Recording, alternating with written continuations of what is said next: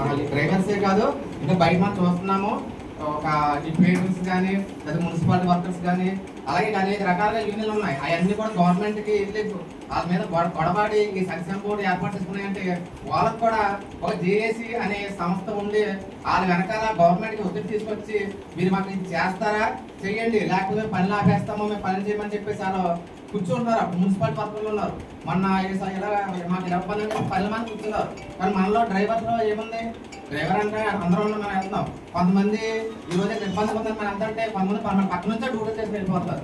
అటువంటిప్పుడు గవర్నమెంట్కి మన లెక్క ఉండదు కదా. 100 మంది డ్రైవర్లు 100 మంది కూర్చుంటే ఇక్కడ మనకి పని రావడం వల్ల గవర్నమెంట్ ఇబ్బంది అవుతుంది. ఆ గవర్నమెంట్ ముందుకు వచ్చి మనకి ఈ సంక్షేమ బోర్డు ఏర్పాటు చేయడం ఉంటుంది. కానీ మనం ఏం చేస్తున్నాం, 100 మంది డ్రైవర్లు 10 మంది నేను కూర్చుంటాను, 9 మంది డ్రైవర్ డ్యూటీలు చేస్తారు. దానివల్ల గవర్నమెంట్కి వచ్చి లాస్ ఏం లేదు. ఈ 10 మంది వచ్చి ఆ డ్రైవర్ లాస్ అవుతుంది తప్పించి ఈ గవర్నమెంట్కి ఏం లాస్ రాలేదు. కాకపోతే మనం ఈ గవర్నమెంట్ నుంచి మనం పోరాడాలంటే మొత్తం అన్ని యూనియన్ మనం కలుపుకొని మనం జేఏసీని ఏర్పాటు చేసుకున్నాం కాబట్టి కంపల్సరీ మన గవర్నమెంట్ ఒత్తిడి తీసుకొస్తే ఈ యొక్క జేఏసీ మనకి ఈ సంస్థ ఏర్పడిందని మనకి గవర్నమెంట్ గురించి మనం ఏ సాధించుకుందాం అనుకుంటాం అన్ని కూడా సాధించుకుందామని అనుకుంటామండి.